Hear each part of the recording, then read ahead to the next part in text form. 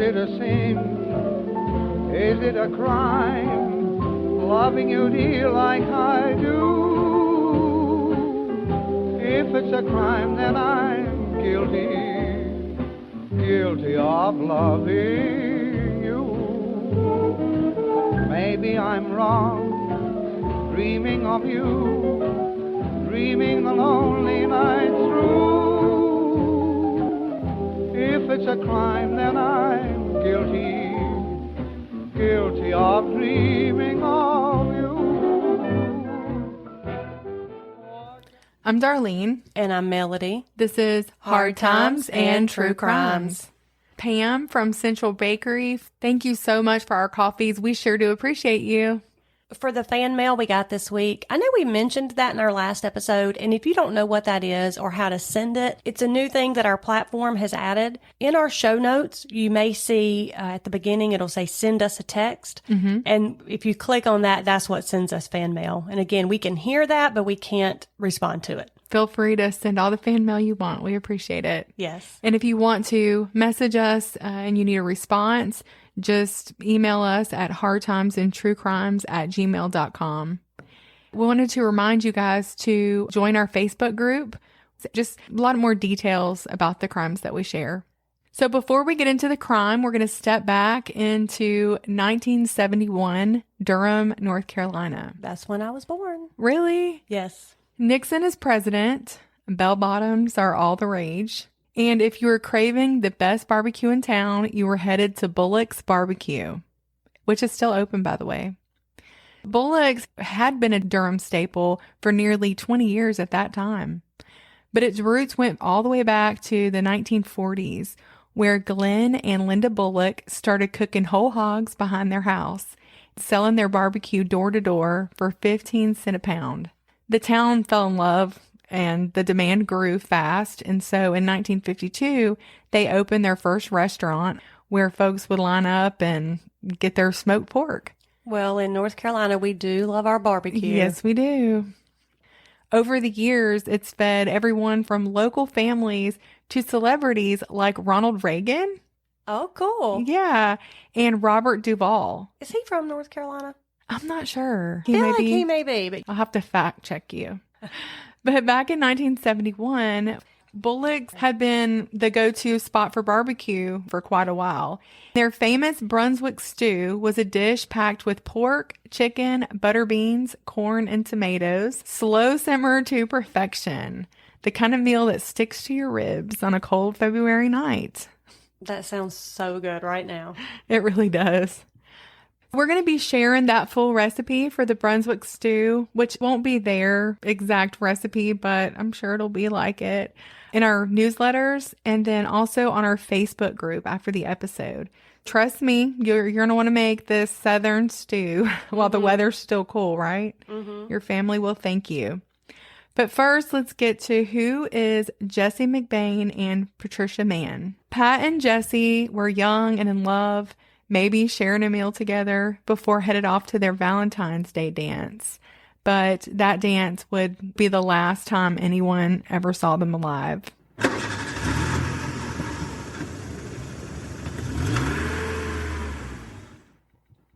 Patricia Mann, nicknamed Pat, was the youngest of William and Leila Mae Mann's 4 children. She was born February 6th in 1951 in Sanford, North Carolina. She had 2 older brothers, William and George, but her only sister died in 1947 at just 2 years old, 4 years before Pat was born. Sanford, North Carolina was described as about as Mayberry-like as you could get back then, an ideal place to grow up in the 50s and 60s. It was quiet, a working-class town where the people lived by routines and their Southern traditions.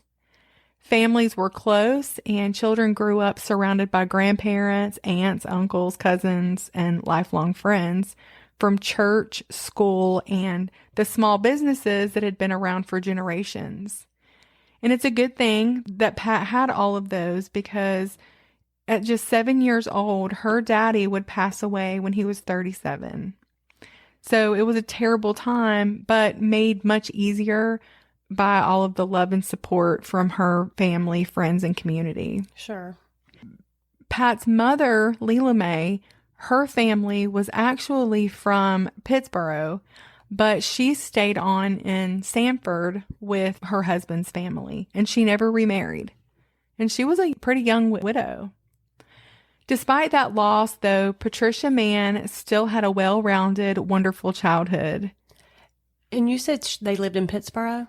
Her family was from Pittsburgh, the mom's, Leela Mae's, and her daddy was from Sanford. I have some friends that live in Pittsburgh, and their last name is Mann.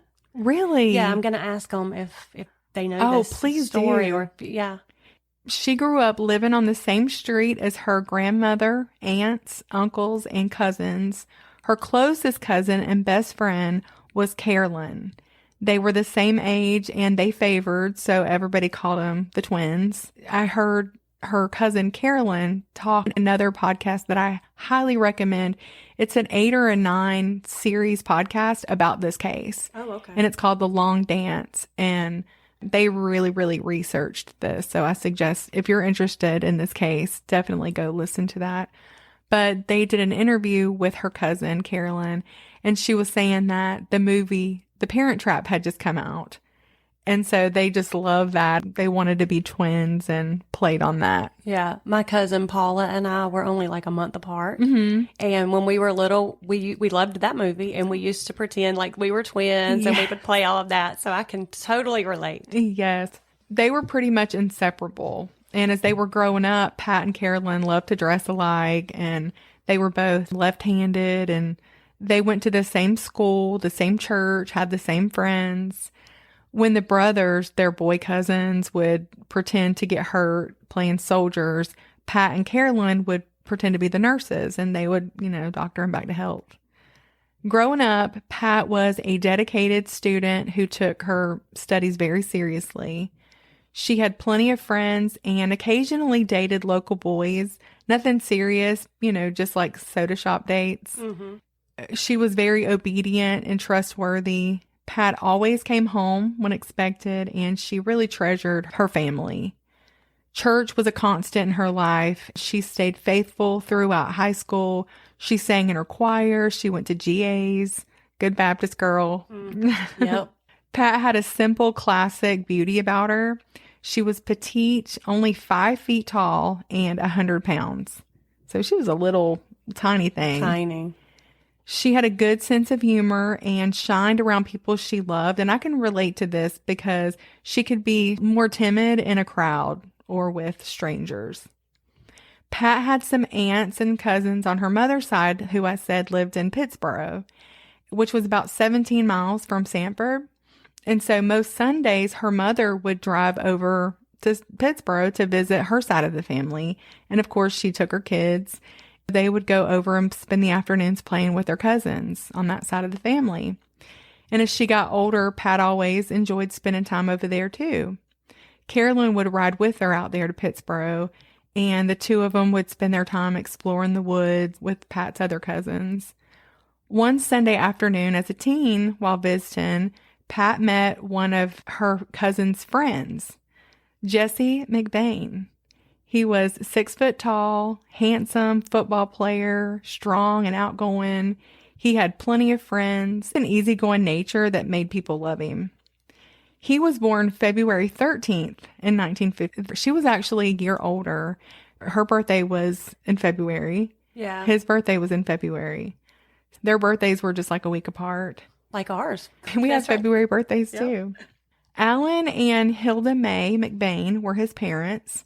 In the 1950s and 60s, when Jesse was a kid growing up in Pittsburgh, it was a lot kind of like Sanford, really. A small, close-knit town with just a few thousand people. Life was slow in a good way and centered around family, school, and church. The downtown area had a handful of local businesses. Everybody knew everybody. The doors were left unlocked at night. I know that sounds crazy, but growing up in Florida when I was little, we didn't lock our doors. You didn't? Mm-mm. For Jesse, his childhood would have been full of a lot of simple pleasures, small town fun, playing with siblings, cousins, and neighbors, going to the parades. As a tall, handsome football player, he would have stood out at school. He was known by his teachers and admired by his classmates. He was smart, and his brother would later say that his classmates were always asking him for help with their studies, but I bet it was girls, just plain dumb. His brother also said that he loved hee-haw. Oh, yeah. And then he would get on the bus and he could remember like all the jokes that... I still know a lot of those jokes. Yes. Do you know that I went to church with Lulu Roman? No, you did? Yes, when we lived in Nashville. Yes, I did. How cool is that? Mm-hmm. Oh, you've got the best stories. There were football games that were a big deal, and Jesse was a part of all that, bringing the whole town together under the Friday night lights. And afterwards, he and his friends would head to a local hangout like Allen and Sons Barbecue before cruising the main roads in town. Summers were spent working part-time jobs, swimming in the river, fishing, or going to the county fair when it rolled through. Sunday mornings, without a doubt, Jesse would be found at his church. He loved his church and was always real plugged in. Sunday afternoons, he'd go home to a big Southern family lunch. And like most teenage boys, Jesse also had a mischievous streak. He and his friends were not above sneaking off to a cornfield now and then with a few beers, laughing and telling stories. His childhood just sounds so charming. I don't know, idyllic. It really does. Just listening to that, it really makes me long for a time of that simplicity. Yes. I mean, I grew up a lot like Patricia, going to my grandma's and playing with my cousins on Sunday afternoons, and it just takes you back. It really does. Yeah. Those are some of my best childhood memories, is being with my cousins at my grandma's and going to the lake. Yeah, mine too. And I've got a lot of cousins here in Randolph County, so it was just nostalgic to hear you tell about that. So Jesse and Pat, they hit it off right away. She was a sweet little blonde with a quiet charm, and he was a big, strong, outgoing, handsome guy, and they just naturally fit together. I think opposites attract a lot of the time, and they were, but it was a good fit. It wasn't long before Jesse introduced Carolyn to his best friend, David. So Carolyn was her cousin. Carolyn said they always dated brothers, and, you know, they just always had to be with each other. Yeah. So before long, the four of them were double dating on weekends. And since they lived in different towns, Jesse and Pat and Carolyn and David would stay in touch through the week by writing letters. So they weren't allowed to make phone calls, you know, them long distance calls. Oh, that's right. That was a time when there was long distance. Yes. Yeah, I forgot about that. So there were no phone calls during the week. They kept in touch only through letters. And then on the weekend, the boys would have to take turns with their siblings with the cars. Yes, I love this so much. So when it was Jesse's turn to take the car, you know, when he had to share with his siblings, he and David would make the drive to Sanford to pick up the girls for a night out. Sometimes they would hang out with the girls' families, or they would go out on the town, or sometimes they'd bring them back to Pittsboro to their families' homes. Because back then, I think Dayton was more of a family affair. And then if he got the car that night, then maybe David would get it the next night. And if they were lucky, maybe they got 2 dates. Pat had decided that after high school, she wanted to pursue a career in nursing, which made her cousin Carolyn really excited, because Carolyn always knew she was going to be a nurse, but growing up, Pat had always said she wanted to be a teacher. After a lot of thought, she decided, you know, this is what I want to do. And so her and Carolyn had decided, you know, that's great. We're going to go off to college together. When the time came, Carolyn didn't get accepted into the school they had planned on attending. Aw. Pat had earned a spot at the 3-year program at Watts Hospital Training School for Nurses in Durham. Her cousin, though, encouraged her to go. She was like, you got in, go. But that decision wasn't easy for Pat because, you know, she'd never really been away from home, and her family, and the thought of leaving them was just overwhelming. Plus, her boyfriend, Jesse, was still in high school. He was a senior, that he was a year younger than her, and they already felt like they had spent so much time apart. So she was just nervous. Would this pull them even further apart? On top of that, moving to Durham after growing up in Sanford, that's a big change. Yeah, because Durham is quite a bit larger city than the other two. Exactly. Ultimately, though, she did make the decision to go. Adjusting to life at Watts Hospital was overwhelming at first. She'd always been a dedicated student, But this school was extremely strict, demanding, and exhausting. Everything about her life changed overnight. She was expected to wake up before sunrise. She worked long hours.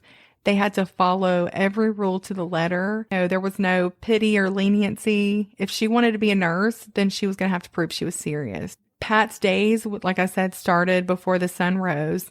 There wasn't no easing into the morning.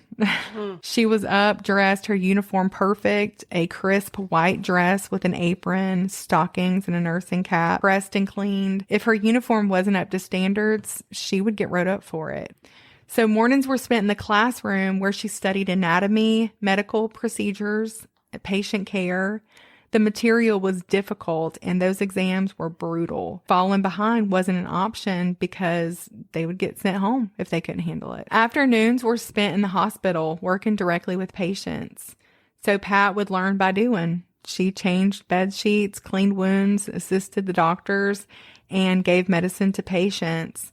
Her shift could last anywhere from 10 to 12 hours. So you can imagine the exhaustion was probably constant. There were days when she'd come back to her dorm barely able to keep her eyes open. Aching feet, I'm sure. Pat had to be back in her dorm at a certain time every night with no exceptions. They had study times where they weren't even allowed to go to the bathroom. Really? Yes. Can you imagine mamas today? Oh, yeah. Dialing up that nurse's school? Yeah. And they wouldn't stand for it. Oh, no. My gosh. They would be, how dare you treat my grown daughter like that? And we wonder why kids today lack the fortitude of generations before. But yeah, there were no spontaneous visits home. They had to be okayed. Just, strict routines day in and day out.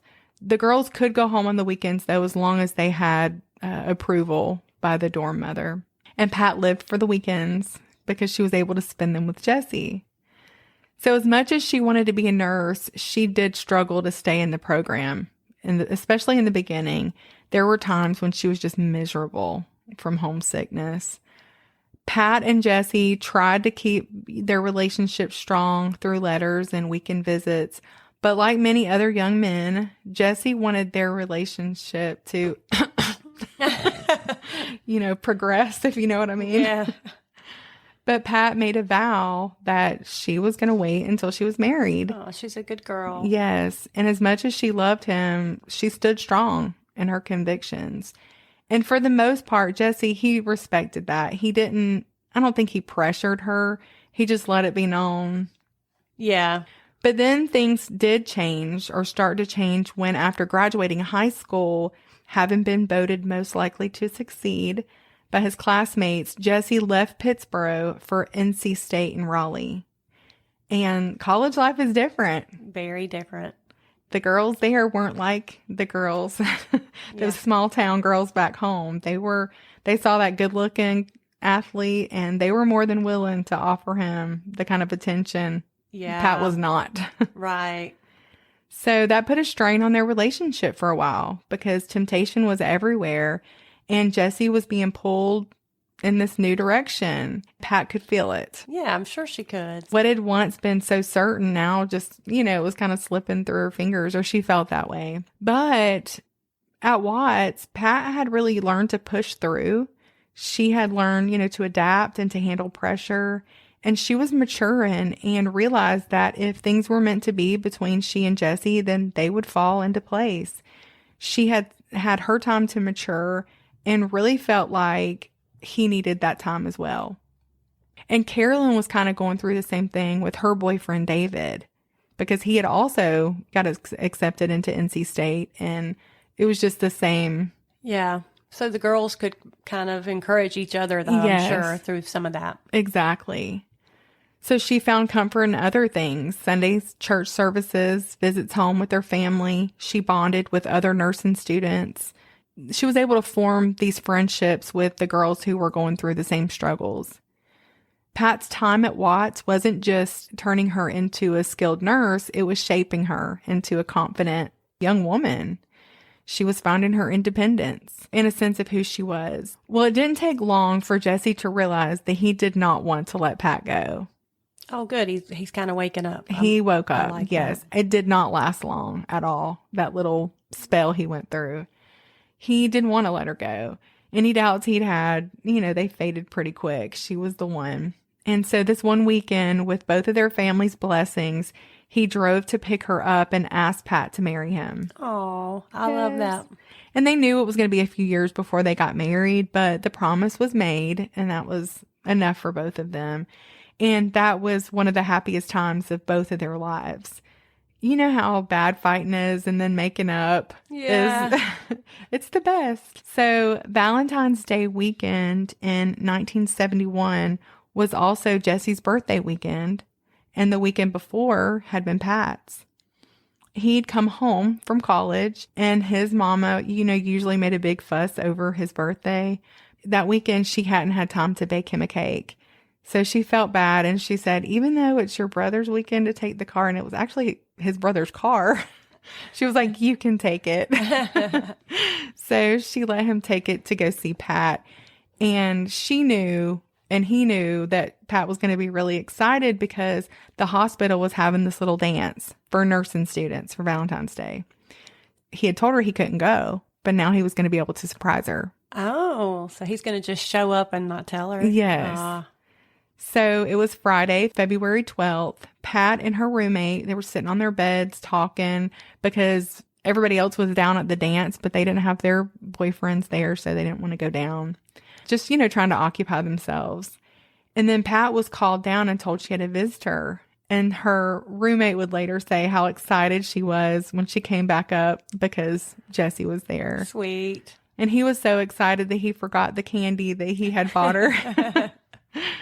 So they went to the dance, and they danced for a while, and they talked, but they wanted to be alone. Sure. And so Pat got permission to leave with Jesse, and she just had to be back, by her 1 a.m. curfew.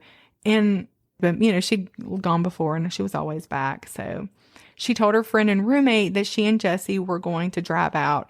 And I think that was other words for parking. Yeah. And parking doesn't always mean what. Right. I mean, it doesn't. I mean, sometimes it does. Oh, yeah. Often it does, but not always. Right. But when Pat wasn't back by curfew, her roommate worried because that just wasn't like her. She was a rule follower, Her roommate called around that night to all of her family and friends, and nobody had heard from her or seen him or Jesse. So Pat's roommate and both families went to the police the very next morning to report them missing, but the police were hesitant to do anything. They were really trying to drive it into them. No, they just eloped. And they were like, well, there was no reason for them to elope. If they wanted to get married, they could. Yeah, but I could see why the officers would think, this is just this Valentine's, and it's just the weekend, and maybe a spur of the moment, like, heat passion, like, oh, let's get married. Okay, let's go, And that's what they thought. I mean, but I can on the other side of that, imagine how frustrating to the families who know them. Absolutely. They were very respectful of their families. Yes. I mean, the family knew they wouldn't have done that. Yes. The officers are probably thinking, oh, this is probably all they did. This is typical. How many times have we got these calls before? Right. They did try to explain to the officers, but they just weren't taking it seriously. They had search parties out looking for them, but it was not necessarily police search parties. It was their friends. It was friends from NC State, and it was friends from the nursing school and their friends and families, because they all knew this is not like them. And so on February 16th, some of Pat's fellow nursing students and Jesse's friends were out looking for, signs of them. And they all knew the two of them and just felt like they hadn't left on their own. It was Jesse's friends who found Jesse's brother, Marty's car, parked in a secluded area in a cul-de-sac in a Lover's Lane type area. The car was locked, and inside they found Pat's folded pantyhose and 2 coats. But there was no signs of a struggle. Like I said, the car was locked, and it was just really strange. But there was no sign of Pat and Jesse either. At that point, I think the cops were like, okay, something's not right here. Pat's cousin said, I just never thought they were dead. I just thought maybe somebody had kidnapped them. Were they being tortured? Like what was happening to them? Just couldn't imagine probably that anything Right. permanent. Yeah. Exactly. And Jesse's brother said, I figured Jesse would be dead before her because he would have died protecting her. Oh. For Pat's cousin, Carolyn, who was still in that relationship with Jesse's best friend, David, her life stood still. She still lived on the same street with Pat's mother, and she had to watch her, just devastated. It was just torture. So her parents, though, they made her get up and go to school every morning just the same because they felt like she really needed that routine. And she would later be thankful because, it was a needed distraction. And the police received numerous calls from people all over claiming that they'd seen the couple in different places. And while most are well-meaning, I don't know why, but there are a handful of folks who come out of the woodworks in situations like this, deliberately giving false information. Yeah, that always happens. I hate that. It's the craziest thing. And so it just, of course, sends law enforcement on this wild goose chase. But it's sad because it takes away valuable time and resources. But as the days stretched on with no signs of Patricia and Jesse, their families, they were agonizing. And the police, they were working, tirelessly at this point, sifting through all these tips, trying to separate fact from fiction. Did they at any point think that Jesse may have done something to her? Did the police? I don't think not police the family, but the family. There were those rumors. Okay. Swirling, but it was just rumors. Rumor, okay. Yeah. Somebody did, the night they went missing, called the hospital and claiming to be Jesse's dad and asking if his son was there because he had heard he had been in a car accident.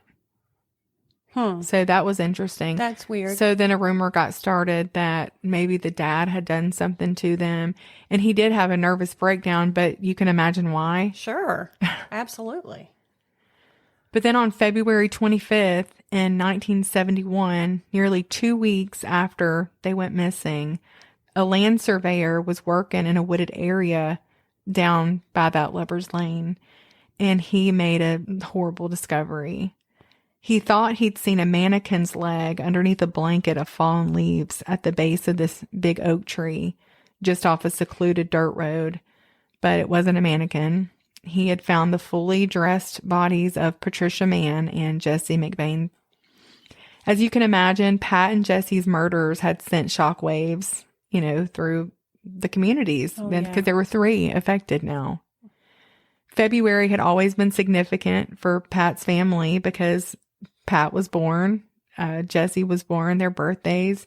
It was both of their birth months. It was the month of love with, Valentine's Day. And now it would forever be remembered as the month of their passing. Oh, that's just so sad and tragic. It is. Investigators scrambled to piece together what had happened. They believed that the killer had approached Jesse and Pat and coaxed or forced them somehow out of the car. From there, they were shoved or threatened into the trunk of the killer's vehicle and driven down a dark dirt road that would go to the spot where their bodies would later be found. This is what I don't understand, how one person managed to control them both. Right. This is a big guy. And and there's 2 of them to be able to. So, do we know if there was maybe one perpetrator? They do not believe there was more than one perpetrator. They believe there was one. I wonder maybe if he didn't hold a gun on Pat and So therefore threatened to kill her if Jesse didn't do what he said. And it's like, I won't hurt y'all if you do what I say. Right. It's hard to say, but to me, that's the only thing that makes sense. Yeah, if he had to, in order to protect her, his Right. hands were tied to be able to fight back or something. Yeah, and that if is there's the a only gun, thing that makes sense. It is. Because he wasn't the type to back down. His brother said he was strong and protective. Not somebody looking for trouble, but he wouldn't have ran from it. The chief medical examiner from Chapel Hill, this was his account of what happened. We arrived at the scene at about 4:40 p.m. The bodies were found situated off a one-track dirt road, about a half-mile from the Carolyn Motor Court off of Sparger Road. The bodies were covered with a pile of leaves, and both bodies were tied to the trunk of a tree. The only visible parts of the bodies were the left leg and thigh and both feet and shoes of the female and the right hand and face of the male. The hands of both victims were tied with a hemp rope. The neck of each victim was tightly tied with the same type of rope. Both of the bodies were fully clothed with shoes. The rope tied both bodies together and went around the trunk of the tree. It said that they actually cut it to separate the bodies because it was all tied together. Okay. The bodies were lying with the head of each victim lying close to the other, and the legs were away from one another. The trunk of the tree was between the bodies. It's about waist level. And there was a small amount of blood under each of their faces. The autopsies were started at 7:15, and the report goes on to state that the rope around Jesse's neck was tied with a double knot in the front. 2 loops went around each wrist. Jesse had abrasions and contusions on his face, especially in the gum tissue below the lower teeth extended to the lower lip. There was hemorrhaging in both of their eyes and mouths. Both bodies had stab wounds, but the wounds, they were shallow, and they were made with something round like an ice pick or a screwdriver. They weren't deep enough to have contributed to their deaths, though. And so the authorities believe those puncture wounds were inflicted by the killer to make sure that the couple were dead before he left the scene. Autopsies confirmed the horrifying truth that Pat and Jesse had not just been strangled, but they'd been tortured. Oh, that's just horrible.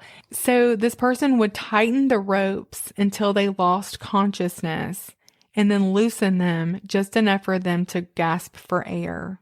And the moment they came to, he'd do it all over again, prolonging their suffering, dragging out their deaths as long as possible, beating them in between. He took his time and enjoyed torturing them and watching them suffer and die. Sadistic.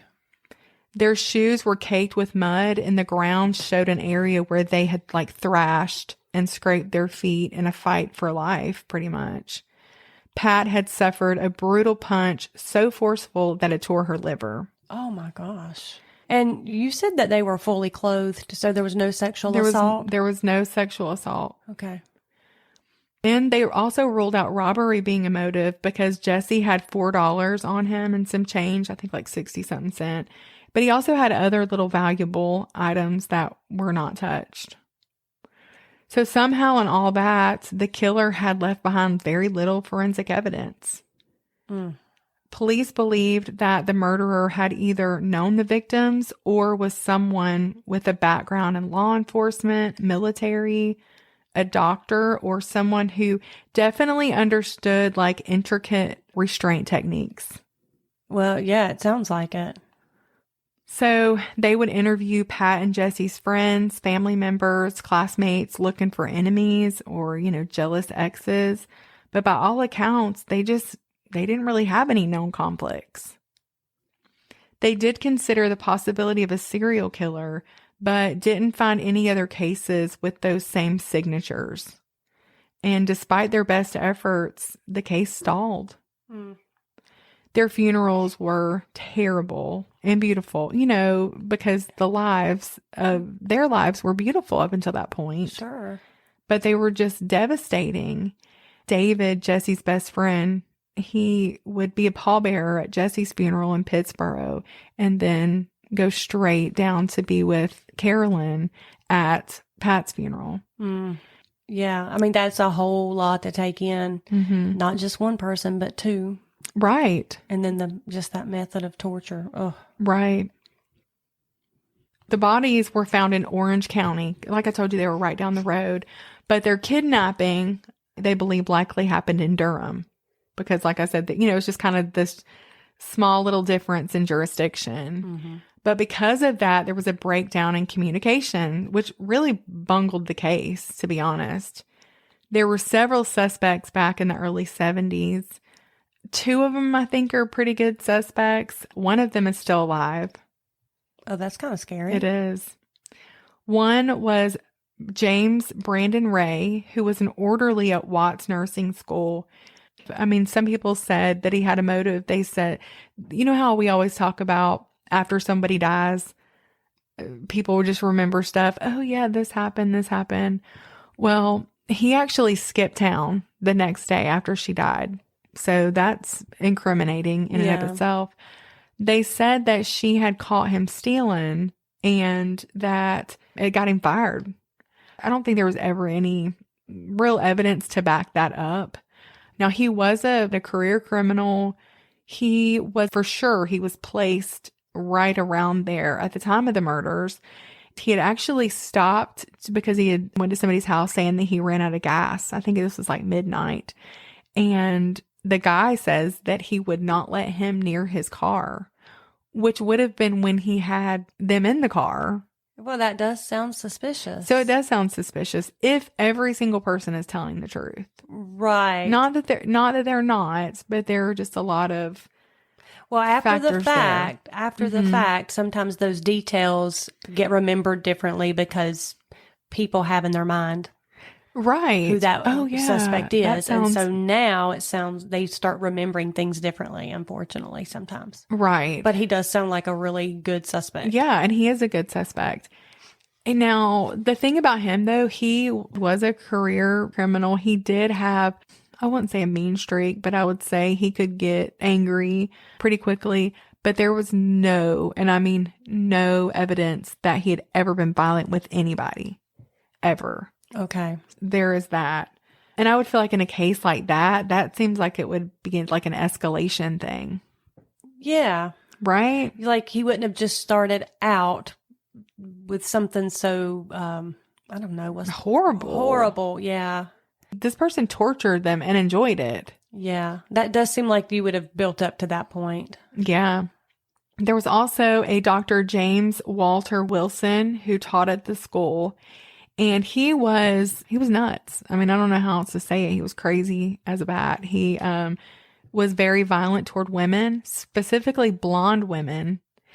Put himself, he told people that he had been questioned. Have you ever heard of the Betty Gale? Oh gosh, what is her name? Betty Gale. So it was a Kentucky case.